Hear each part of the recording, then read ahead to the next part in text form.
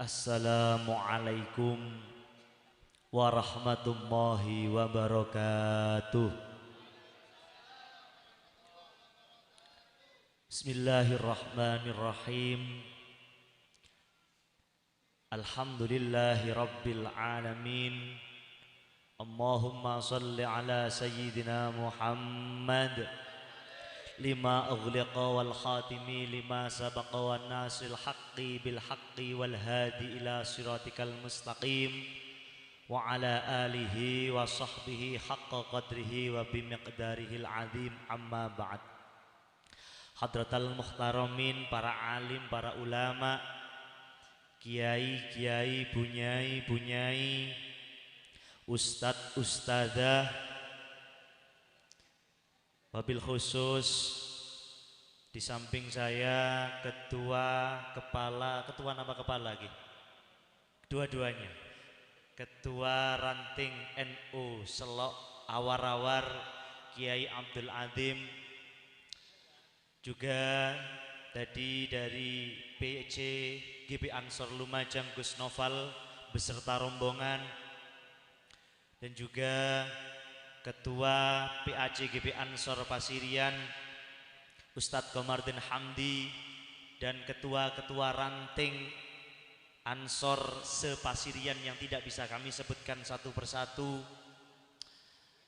Langsung saja karena memang waktunya sudah malam, dan sepertinya di sini saya lihat yang hadir bukan hanya berbahasa Jawa, tapi juga ada yang berbahasa Madura. Perkenankan saya mengambil dan menggunakan bahasa persatuan kita, yakni bahasa Indonesia. Jujur yang saya rasakan di awal megang mic ini adalah gemeter. Gemeter kenapa? Karena ternyata saya pikir-pikir enakan dek nisor. Sing dek nisor wis oleh mangan, sing dek dhuwur kaliren. Niki yo nopo nggih Ustaz nggih? Alhamdulillah. Saya mikir-mikir aku ngono nek di Surwae, aku tadi di bawah saja ada makan, ada kotaan, di depan hanya air putih. Makanya rotok gemeter. Nggih, double mantun iki cocok berarti. Alhamdulillah, dan luar biasa meskipun waktunya sudah malam, saya lihat pancaran matanya masih menunjukkan semangat. Bahkan yang hadir bukan hanya dari Selok Awar-Awar, tapi dari berbagai desa seluruh Pasirian. Padahal ini acara rutinan Majlis Dzikir Sholawat Rijalul Ansor. Ini bukan acara wajib, tapi Masya Allah antusiasnya, semangatnya panjenengan semua hadir di acara yang bukan wajib saja luar biasa. Alhamdulillah. Berarti menunjukkan kesimpulan, apalagi acara-acara yang wajib. Saya yakin, hakul yakin yang hadir hari ini semangatnya luar biasa juga ketika acara-acara wajib. Mungkin seperti tadi subuh, saya yakin semuanya jamaah di masjid, betul? Wong acara yang tidak wajib saja luar biasa semangatnya, apalagi acara yang wajib, sholat subuh berjamaah di masjid Mujahidin. Allahumma shalli ala Muhammad. Alhamdulillah. Dan alhamdulillah baru saja kita juga menyaksikan, menjadi saksi dari pelantikan pengurus PAC GP Ansor Pasirian yang dilantik langsung oleh pengurus PC GP Ansor Lumajang. Dan kita doakan semoga pengurus-pengurus tadi termasuk saya yang juga dilantik benar-benar bisa menjadi pengurus yang amanah, amin. Bisa menjadi pengurus yang akhirnya membawa Nahdlatul Ulama, khususnya Ansor Pasirian, menjadi Ansor yang anfa'uhum linnas, amin Allahumma amin. Karena berbicara pengurus, saya yakin panjenengan semua yang hadir di sini sering mendengar dawuh atau pesan dari Kiai Haji Hashim Asy'ari. Hadratus Syekh Kiai Haji Hashim Asy'ari pernah dawuh, barang siapa yang mengurus, barang siapa yang mau mengurusi NU, maka akan saya anggap sebagai santri saya, kata Kiai Hashim Asy'ari. Dan barang siapa yang saya anggap sebagai santri atau menjadi santri saya, maka saya doakan dia dan anak cucunya husnul khotimah semua, amin Allahumma amin. Di situ ada kata-kata siapa yang mau mengurus NU. Kiai Haji Hasyim Asy'ari tidak menggunakan kata-kata siapa yang jadi pengurus NU. Karena banyak pengurus tapi tidak mau mengurus NU, cuman titip nama. Makanya di situ kata-katanya siapa yang mau mengurus NU, berarti terlebih itu bukan hanya pengurus tapi umum, sinten mawon siapa saja yang mau ikut-ikut berpartisipasi, mau membantu mengurusi acara-acara ke-NU-an, acara-acara Nahdlatul Ulama, bukan hanya menjadi pengurus tapi mau mengurus, termasuk menjadi santrinya Kiai Haji Hasyim Asy'ari. Meskipun kulo dan panjenengan sedaya mungkin tidak pernah mondok di sana, tidak pernah menginjakkan kaki sekalipun ke Tebu Ireng, bahkan sowan ke makomnya saja mungkin ada yang belum pernah. Tapi kok kemudian kita di sini jauh dari Jombang, di Selo Awar-Awar, di Pasirian, kita kemudian berkhidmat, mencurahkan tenaga, mengorbankan tenaga, pikiran dan semuanya untuk NU, untuk mengurusi NU. Maka kata Hadratus Syekh Hasyim Asy'ari, kita dianggap santri beliau dan nantinya didoakan husnul khotimah. Amin Allahumma. Kalau doa kula panjenengan sedaya mungkin agak nyandet-nyandet, Pak. Doanya ibaratnya doa kita itu doa yang kekurangan sinyal. Doa yang kekurangan sinyal, sehingga ketika teleponan dengan Allah, saya keingat dawahnya Kiai Mahrus Ali. Orang itu kenapa sih kok kemudian harus ke makom, ziarah ke para waliullah, ke para makom-makomnya waliullah, kemudian ke Jember ada Habib Soleh tadi disebutkan oleh Majelis Sholawat Al-Amin, Lamin gitu. Habib Soleh Tanggul, ada kemudian Mbah Sitik Jember, ada kemudian Sunan Ampel, Sunan Wali Songo. Kenapa kemudian kita mendekat, mendatangi ziarah, padahal mereka sudah almarhum? Itu dalam rangka, kalau dawuhnya Kiai Mahrus Ali, itu adalah dalam rangka untuk mencari sinyal. Ya, makanya kemudian kita ke sana sinyalnya baik, langsung kita bisa tembus kepada Allah, langsung kemudian doa kita diajabai. Amin Allahumma amin. Tapi kalau kita doa sendiri, sinyalnya pas-pasan, paketan kadang cuma 1 giga, kira mangki 1 giga dibuat 1 bulan, nutut dak nutut tuh anaknya pakai YouTube, Instagram, TikTok, goyang-goyang dan lain sebagainya, dak nutut.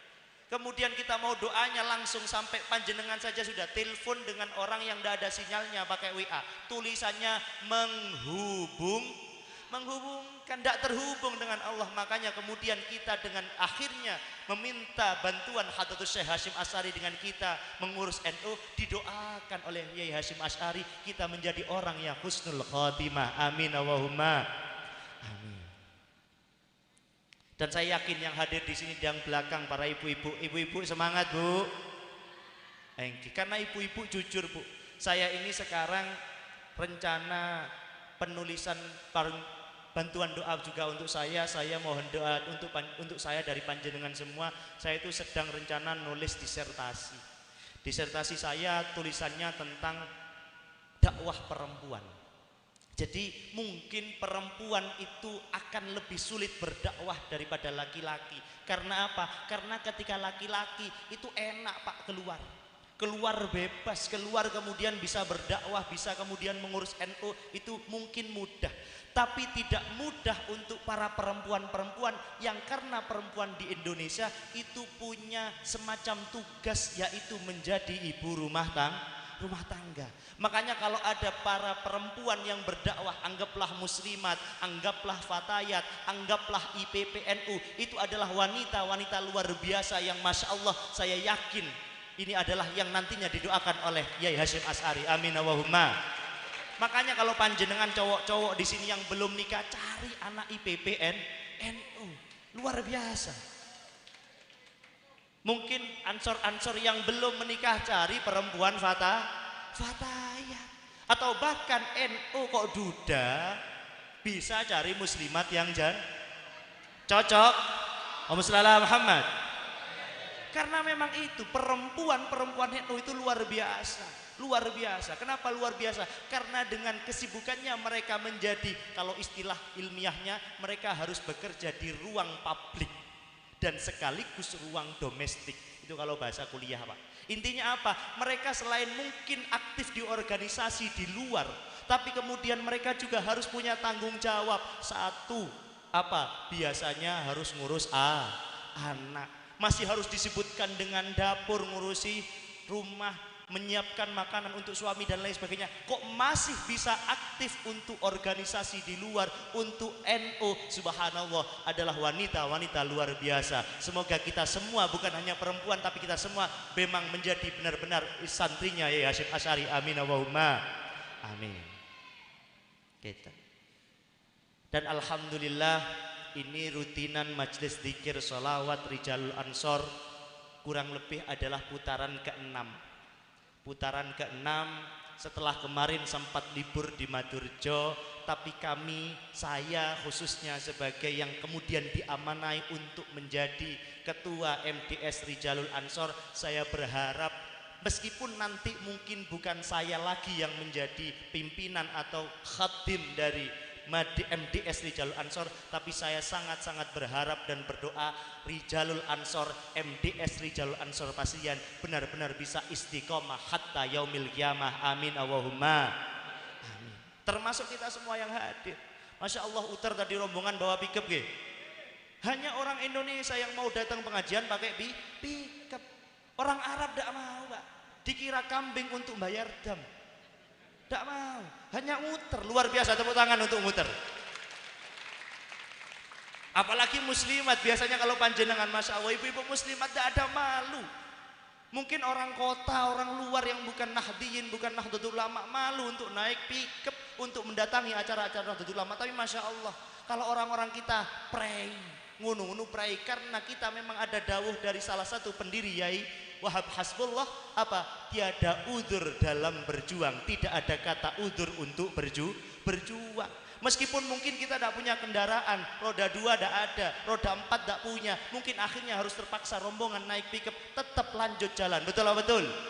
Walaupun mungkin iki wong NU pancet ae kelakuannya kayak wedhus numpak pickup, tapi tetap tidak ada kayak gitu. Makanya siapa kita? Allahumma shalli ala Muhammad. Dan alhamdulillah, itu harapan saya adalah benar-benar istiqomah.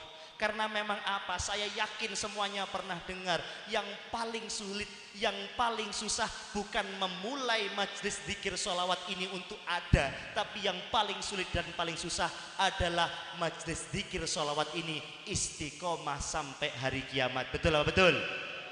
Karena memang Kanjeng Nabi saja, Pak, Bu, Kanjeng Nabi saja itu dengan kata-kata istiqomah juga keberatan. Sekelas Kanjeng Nabi.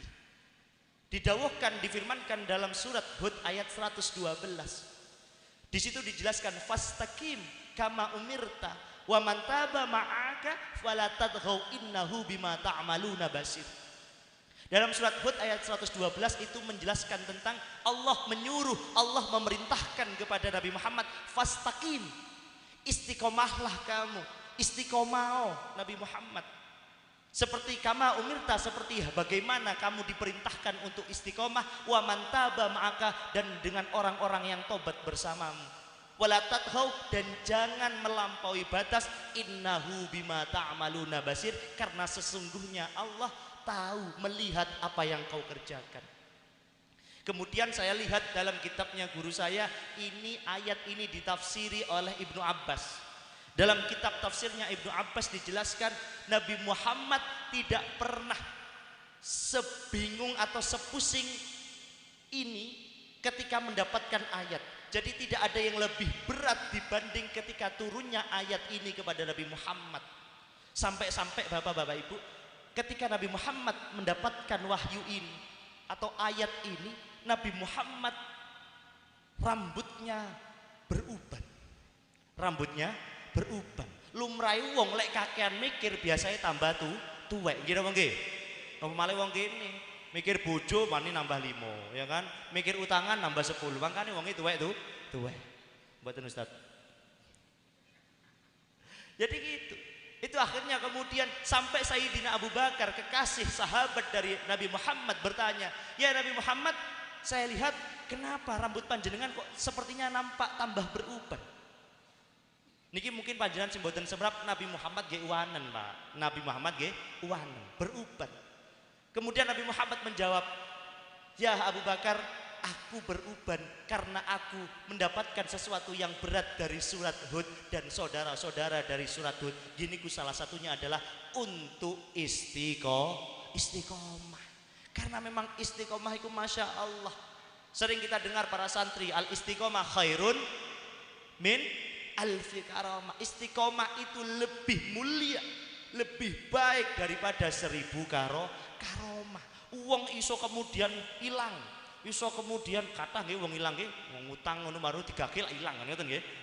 Wong iso wis sembarang kalir. Saniki wong iso melaku di atas air. Saniki canggih Pak, wonten alate kan nggih sing kados teng iklan-iklan rokok niku melaku di dhuwur banyu, gak keren. Sing keren lek iso istiqomah jamaah nang masjid sampai 40 hari ngono wis keren. Nggih napa nggih? Niku lek atase mek ngadeg di atas banyu ana alate. Ngilang tambah luwe gampang, panjenengan digolek sing ngutangi yo gampang hilang. Makanya kemudian istiqomah adalah sesuatu yang sangat sulit. Makanya kita berdoa, kemudian kita berharap mugi-mugi khususnya acara ini, acara majlis dzikir sholawat Rijalul Ansor benar-benar istiqomah hatta yaumil qiyamah. Amin Allahumma.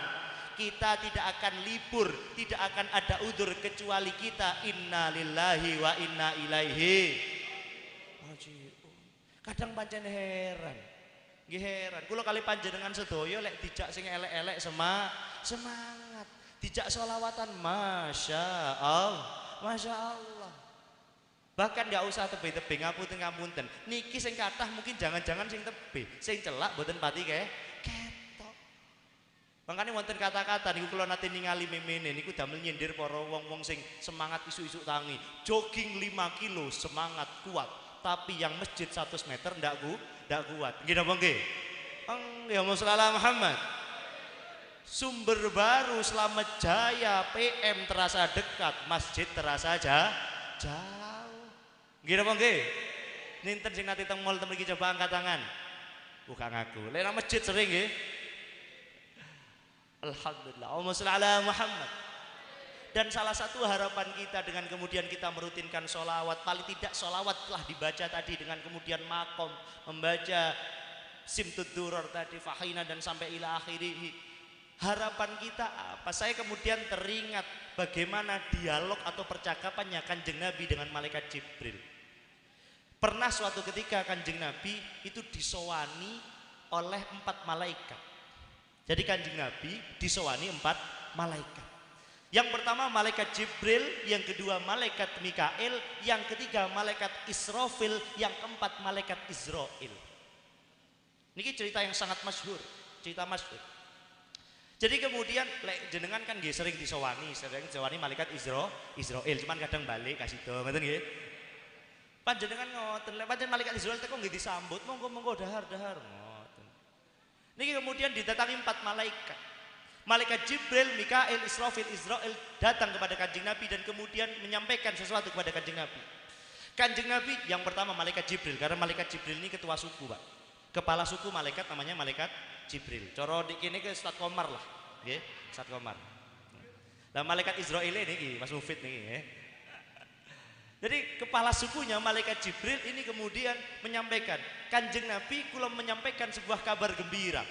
Apa malaikat Jibril? Kabar gembiranya adalah umatmu nanti, umat panjenengan Kanjeng Nabi kok saumpama dalam sehari mawon membaca sholawat 10 kali. Terus malaikat Jibril, maka aku akan menggandeng tangan umatmu itu untuk aku akan tarik, akan aku gendong untuk melewati jembatan Shiratal Mustaqim secepat kilat. Semoga kita termasuk orang yang kemudian tangannya digenggam malaikat Jibril. Amin Allahumma. Mek maca sholawat ping 10 apa malih grup hadro langsung budal kabeh nang surga. Amin Allahumma. Apalagi orang-orang yang rutin majelis dzikir sholawat, Masya Allah. Yang kedua malaikat Israfil tidak terima. Malaikat juga terimuan, Pak. Malaikat tidak terima. Kayak jenengan sama diceritani koncoan ini gak terimuan kan. Atas sing ngono aku ngene kan. Ngoten lek wong lanang kan gak terimuan. Niki malaikat Mikail juga tidak terima. Tidak terima bagaimana? Kanjeng Nabi, kalau malaikat Jibril seperti itu oke lah. Saya sebagai malaikat Mikail yang tugasnya adalah membagi konsumsi sanes dereng angsal kula. Membagi rizki, betul. Rizki, karena rizki belum tentu konsumsi kan ngoten nggih. Rizki belum tentu konsumsi. Kula eling dawuh Habib Haidar sing viral teng YouTube niku, uang itu rizki bukan soal uang, termasuk rizki juga bukan soal berkatan. Air mineral termasuk rizki. Sallallahu Muhammad. Nggih, pundi Pak Kholik kak kita Pak Kholik.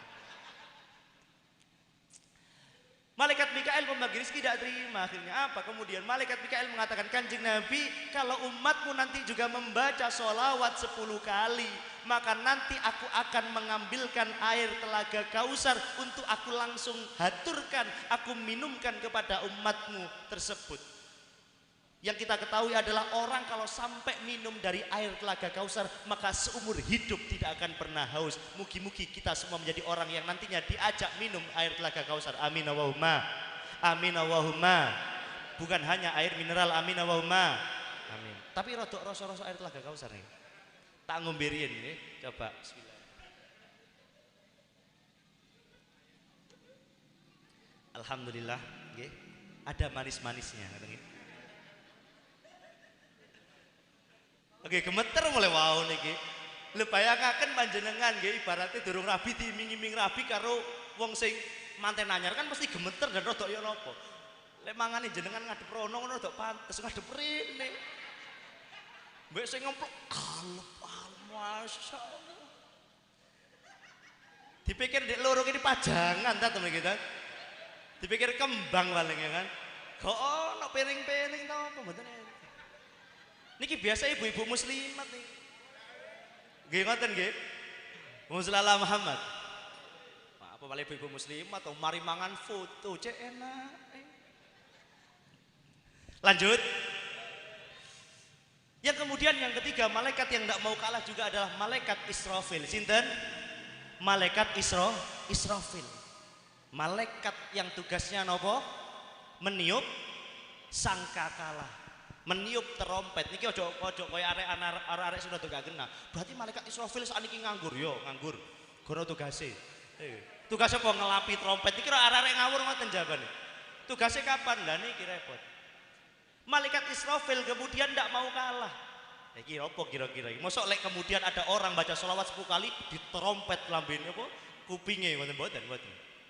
Malaikat Israfil kemudian menyampaikan kepada Kanjeng Nabi, Kanjeng Nabi, kalau umatmu membaca selawat 10 kali dalam 1 hari, maka aku akan bersujud kepada Allah dan memintakan maaf untuk orang tersebut, dan aku tidak akan beranjak dari sujudku sampai Allah mengampuni orang tersebut. Semoga kita semua orang termasuk yang didoakan dimintakan maaf oleh malaikat Israfil. Amin Allahumma. Amin Allahumma. Datu semerap tugasnya malaikat Israfil saniki nopo? Sujud. Tugasnya sujud. Gak ono malaikat nganggur. Ya lek arek Ansor. Allahumma shalli ala Muhammad. Yang keempat adalah malaikat Israel. Malaikat yang seakan-akan kita tidak harapkan kedatangannya, tapi tiba-tiba datang menjemput. Betul lah betul. Betul. Malaikat Israel tidak mau kalah. Malaikat Israel menyampaikan kepada Kanjeng Nabi, closing terakhir, kalau ada umatmu yang kemudian membaca sholawat 10 kali dalam 1 hari, maka aku akan mencabut nyawa orang tersebut bagaikan mencabut nyawanya, ruhnya para anbiya. Semoga kita nanti benar-benar dicabut bagaikan rawanya Nabi Muhammad. Allahumma shalli ala Muhammad. Ngoten. Kanten terose niki pagi kula mboten nate jenengan menawi wonten sing mati suri, terose dicabut nyawa niku masyaallah sakitnya bukan main. Ngalang-alai sakitnya ditarik pas sayang-sayang nggih.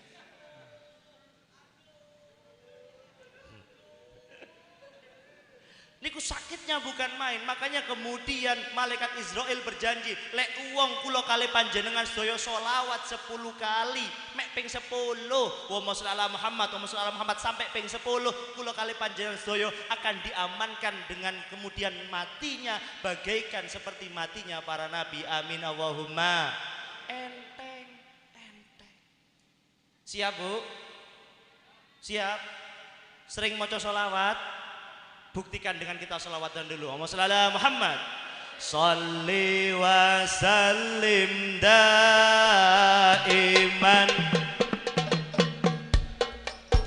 Sholli wa sallim